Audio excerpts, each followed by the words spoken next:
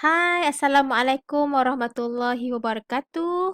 Kembali dalam topik termokemistri bahagian kedua iaitu kalorimetri. Okey, objektif untuk pembelajaran kita pada hari ini untuk A, define heat capacity and specific heat capacity. B, calculate the heat change in a constant volume calorimeter or bomb calorimeter. And C, calculate the heat change in a constant pressure calorimeter. Okay, the change in temperature when a substance is heated or cooled depends on the heat capacity of the substance.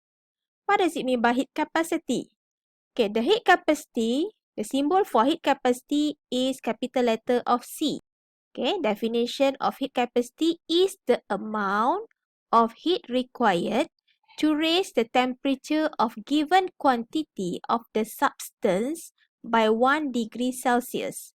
So the unit for heat capacity is joule per degree Celsius or joule per Kelvin.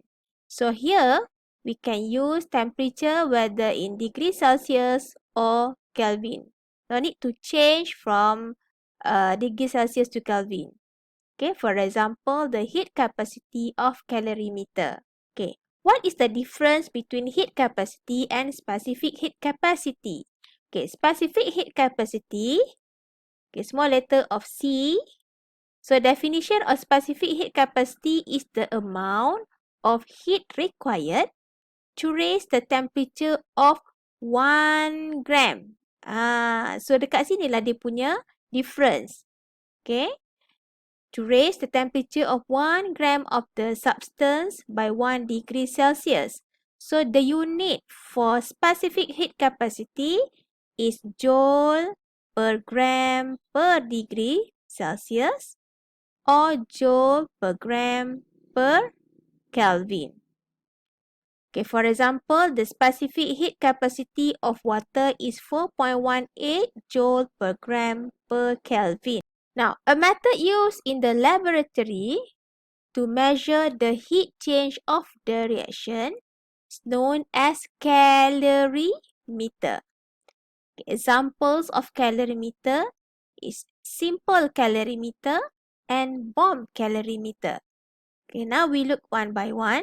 Okay, for simple calorimeter, okay, for example, coffee cup calorimeter. Okay, coffee cup calorimeter ni terdiri daripada styrofoam cup. Okay, styrofoam cup. And then kita guna insulated stopper.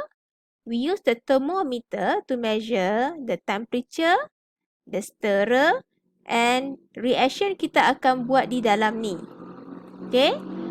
While the bomb calorimeter, okay, bomb calorimeter, we have also thermometer. So, kita ada stirrer. Okay, insulated container. Okay, apa yang membezakan antara bomb calorimeter dan simple calorimeter? Okay, dalam bomb calorimeter ni, dia surrounded by water. So, tindak balas akan berlaku di ruangan ini. Now, the basic principle in calorimeter, okay, the heat released by a reaction is equal to the heat absorbed by surroundings. There are 3 methods to calculate the heat of reaction. Depends on the condition. Okay, condition number 1. The heat release is absorbed by calorimeter only. So for this case, we use Q equal to C for calorimeter. C here is the heat capacity for calorimeter times delta T. Delta T means the change in temperature. Okay. Or Q equal to M C delta T. Okay, C here is the specific heat curve for calorimeter. So, kalau dia bagi mass and specific heat, kita akan guna Q equal to M C specific heat capacity of calorimeter times delta T. Okay, condition number 2. The heat release is absorbed by water or solution only. So, for this case, we use Q equal to MC for water, mass water, specific heat capacity for water times delta T, or Q equal to MC delta T untuk solution. Okay, normally solution ini kita guna untuk tindak balas neutralization. Okay, condition number 3, the heat release is absorbed by calorimeter and water ataupun solution.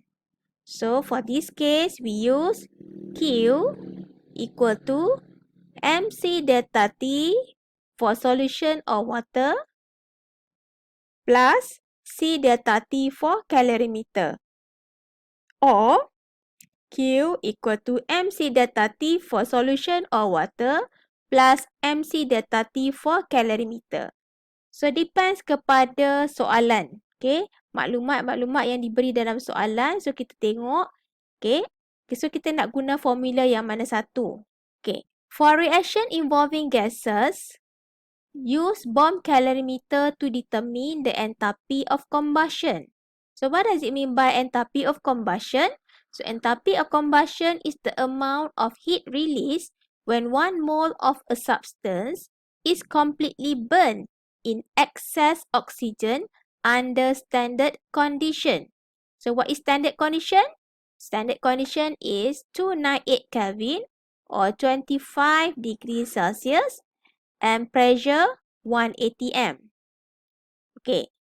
Ni adalah kerata rentas bagi bom calorimeter. So the heat is absorbed by both the water and the metal parts of the calorimeter. Okey. So yang warna biru ni adalah water. Jadi tindak balas berlaku di sini.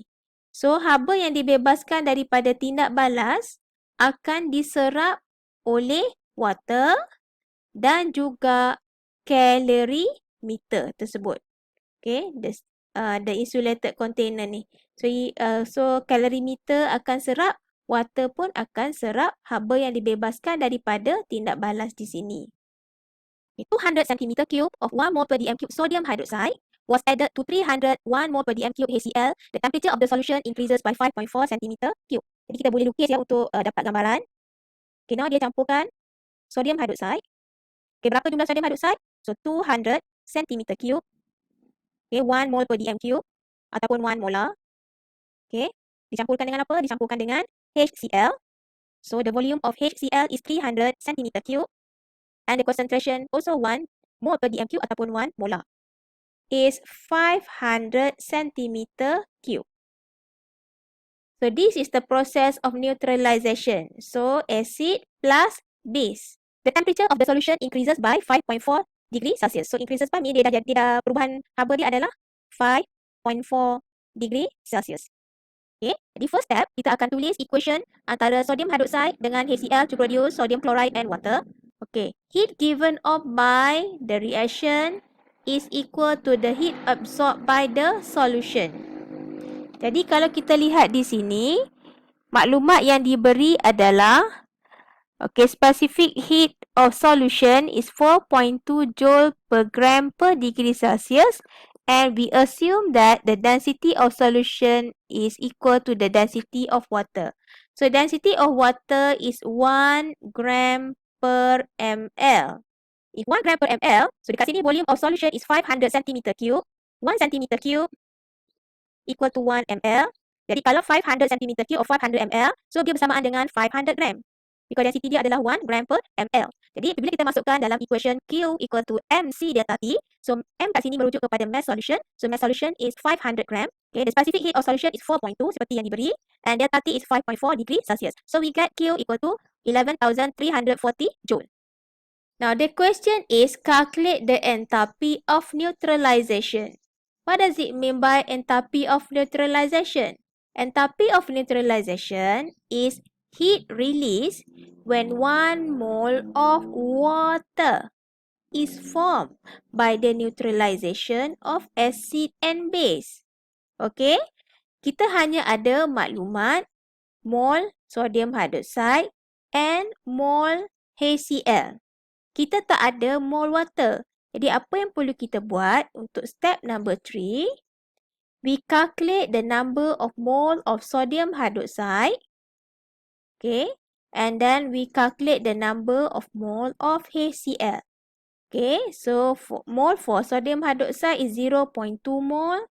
Mole for HCl is 0.3 mole. So 1 mole of sodium hydroxide equivalent with 1 mole of HCl. Jadi bila kita guna 0.2 mole of sodium hydroxide, 0.2 mole of HCl is used. Okay. Tapi kalau kita tengok balik, mole of HCl given is 0.3 mole. Jadi sekarang ni kita dapati bahawa mole HCl given is more than mole HCl used. Jadi HCl akan jadi excess reactant. Bila HCl excess reactant, maka sodium hydroxide akan jadi limiting reactant. Okay. Jadi bila sodium hydroxide dah jadi limiting reactant, jadi bila kita nak dapatkan bilangan mole bagi water, maka kita akan compare dia dengan bilangan mole sodium hydroxide. Jadi daripada equation didapati bahawa 1 mole of sodium hydroxide equivalent with 1 mole of water. Jadi kalau kat sini 0.2 mole of sodium hydroxide, maka 0.2 mole water is produced. So daripada pengiraan tadi, didapati bahawa 0.2 mole of water akan terhasil dan membebaskan 11.34 kJ haba. Okay, jika kita nak cari untuk 1 mole water yang terhasil, okay, maka kita buat calculation, maka kita akan dapat sebanyak 56.7 kJ haba dibebaskan. Jadi, enthalpy of neutralization, okay, definition dia adalah the heat release when 1 mole of water is produced. Maka kita dapati bahawa haba yang dibebaskan untuk neutralization menghasilkan 1 mole water adalah sebanyak 56.7 kJ per mole. Seterusnya, example number 4. A quantity of 100 ml of 0.5 molar HCl is mixed with 100 ml of 0.5 molar sodium hydroxide in a constant pressure calorimeter that has heat capacity 335 joule per degree Celsius. Okay, kita boleh buat sedikit gambaran. 0.5 molar HCl mix bersama dengan sodium hydroxide juga 100 ml. Okay, jadi calorimeter dimasukkan dalam calorimeter yang mempunyai heat capacity 335 joule per degree Celsius. Okay, initial temperature of HCl and sodium hydroxide solution is the same, which is 22.5 degree Celsius. And the final temperature of the mixed solution is 24.9 degree Celsius. Okay, jadi maknanya 22.4 ni adalah T1, okay, ataupun T initial, manakala 24.9 adalah T final. Calculate the heat change for neutralization reaction. Assume that the densities and specific heats of the solution are the same as for water, which is 1 gram per ml, and the specific heat for the solution is 4.184 joule per gram per degree Celsius. Daripada information yang diberi di sini, maklumat yang kita perolehi adalah kita akan dapat the volume of solution selepas kita mixkan HCl dengan sodium hydroxide. So the volume of solution is 200 ml. Okay, we also get the heat capacity of the calorimeter. Jadi kita ada data solution, kita ada data calorimeter. Jadi equation yang kita akan guna adalah Q equal to MC delta T for the solution plus C delta T for calorimeter. Okay. Jadi and the mass of solution. Okay, daripada maklumat di sini, the mass of solution are the same as for water. Jadi maknanya kalau 200 ml bermaksud 200 gram. So ini adalah specific heat capacity. Okay, delta T 2.4 apabila kita ambil perbezaan antara T initial dan juga T final. Okay, plus C for calorimeter, heat capacity for calorimeter dan juga delta T. Jadi dapati bahawa heat of reaction adalah 2.81 kJ. Bermaksud, haba yang dibebaskan adalah sebanyak 2.81 kJ. Seterusnya, kita nak dapatkan bilangan mole water. Sebab ini adalah heat of neutralization. Jadi kita perlu dapatkan mole water. Okay, kita calculate dulu mole of sodium hydroxide. We get 0.05 mole. Mole of HCl also 0.05 mole. Jadi, daripada equation, 1 mole of sodium hydroxide equivalent with 1 mole of HCl equivalent with 1 mole of water. Jadi, bilangan mole dia sama, tiada limiting reactant, maka bilangan mole water yang terhasil adalah 0.05 mole. Bermaksud, 0.05 mole of water is formed. Okay, dan haba yang dibebaskan adalah sebanyak 2.81 kJ. Sekarang ni untuk kita dapatkan heat of neutralization. Heat of neutralization merujuk kepada 1 mole of water is formed. Jadi untuk menghasilkan 1 mole of water, haba yang akan dibebaskan adalah sebanyak 56.2 kJ. Jadi, heat of neutralization is negative 56.2 kJ per mole. Why negative? Because heat of neutralization is heat release. Okey, haba yang dibebaskan. Jadi dalam soalan 4 ni dia tak ada limiting reactant lah sebab bilangan mol asid dan base sama. In an experiment, 0.1 gram of hydrogen and 0.8 gram oxygen were compressed into 1 liter bomb, which was then placed in a calorimeter that has heat capacity of 9.08 times 10 to the power of 4 joule per degree Celsius. The initial temperature of the calorimeter measured was 25 degrees Celsius. After the reaction took place, the final temperature of the calorimeter is 25.155 degrees Celsius. Now calculate the amount of heat given off in the reaction between hydrogen and oxygen to form water expressed in kilojoule per mole. So heat given off by equal to heat absorbed by the reaction calorimeter. Okay. Jadi maklumat yang kita dapat di sini hanyalah heat capacity of the calorimeter. Kita tak ada langsung maklumat tentang water ya di sini. Jadi kita akan guna equation kita yang pertama iaitu heat of reaction equal to heat capacity times delta T. So the heat capacity is 9.08 times 10 to the power of 4 joule per degree Celsius. Okey, kita darab dengan delta T. So delta T adalah perbezaan antara initial temperature 25 degree Celsius dengan final temperature 25.155 degree Celsius. Okay, so daripada calculation kita dapati bahawa the heat of reaction is 14.1 kilojoule.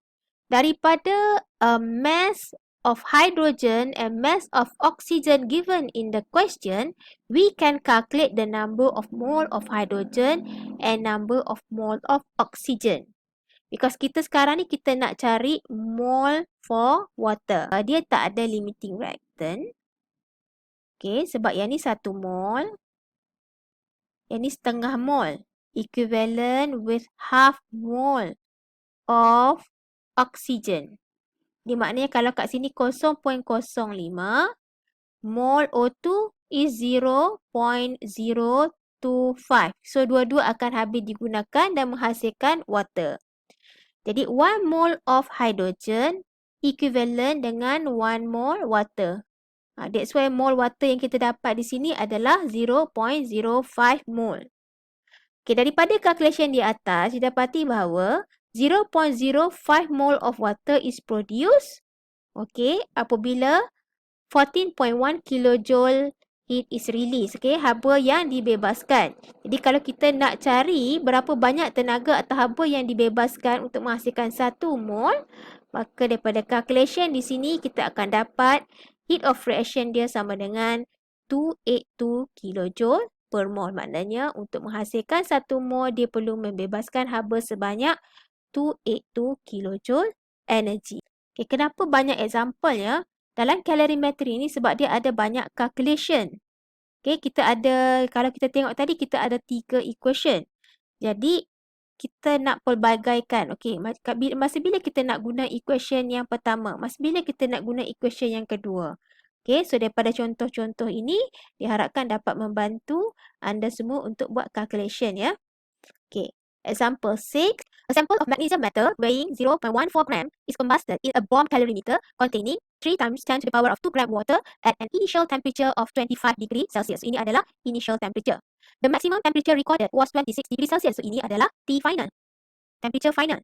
If the heat capacity of the calorimeter is 1769 joule per degree Celsius, ini merujuk kepada heat capacity calorimeter, iaitu C besar bagi calorimeter, and the specific heat of water, C kecil untuk water, 4.184 joule per gram per degree Celsius. Calculate the enthalpy of combustion of magnesium. So, daripada information yang kita baca di sini, kita ada information tentang calorimeter dan kita juga ada information tentang water. Jadi kita guna equation yang ketiga iaitu the heat released from the reaction is equal to the heat absorbed by water and heat absorbed by calorimeter. Maknanya haba yang dibebaskan daripada pembakaran magnesium akan diserap oleh water dan juga calorimeter. Okay, menggunakan equation ini, Q equal to MC delta T for water plus C delta T for calorimeter. So, kita masukkan semua information yang diberi di sebelah sini. Okay, kita masukkan. Okay, maka kita akan dapat the heat release is 3024.2 joule. Okay, now kita nak cari enthalpy of combustion. Enthalpy of combustion, okay, definition dia adalah the heat released when 1 mole of substance. So, substance kita sekarang adalah merujuk kepada magnesium. Baiklah, bilangan mol magnesium adalah 0.14 gram divided by 24.31. So, kita dapat 5.76 times 10 to the power of negative 3 mole. 5.76 times 10 to the power of negative 3 mole of magnesium combusted release 3.024 times 10 to the power of 3 joule energy ataupun heat. Therefore, the enthalpy of combustion for magnesium is negative 5.2 times 10 to the power of 2 kilojoule per mole. Kenapa negatif? Because heat of combustion ataupun enthalpy of combustion adalah heat release. Ini maknanya untuk membakar ataupun pembakaran 1 mol magnesium, okay, akan membebaskan haba sebanyak 5.2 times 10 to the power of 2 kilojoule per. Calculate the amount of heat released from the reaction which is carried out in an aluminium calorimeter with a mass 3087 gram and contains 1700 milliliter of water. The initial temperature is 25 degrees Celsius. At the end, temperature-nya 27.8. Okay. Given the specific heat capacity for aluminium, si kecil ya, specific heat capacity is si kecil for aluminium yang ni, specific heat for water, and the water density is 1 gram per ml. So, kita ada data calorimeter, kita ada data. Jadi, heat release from the reaction is absorbed by water plus heat absorbed by the calorimeter. Okay, maka kita akan guna persamaan. Okay, kita tak pakai yang ni ya, sebab dalam ni dia bagi specific heat for calorimeter. Jadi, kita pakai MC delta T, okay, for calorimeter. Okay, so ini adalah mass water, specific heat for water, the enthalpy change 2.8. Okay, this is mass of calorimeter, specific heat for calorimeter and delta T. So, kita dapat 24.68 kilojoule.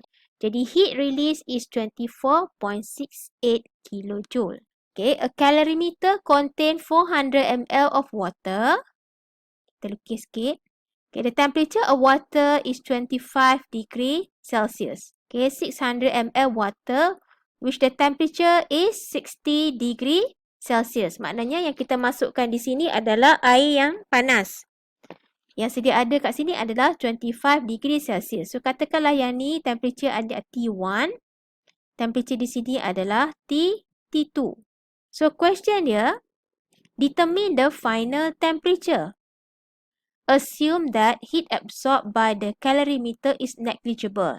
Negligible maksudnya kita abaikan. So, sekarang dia tanya kita final temperature which is T3.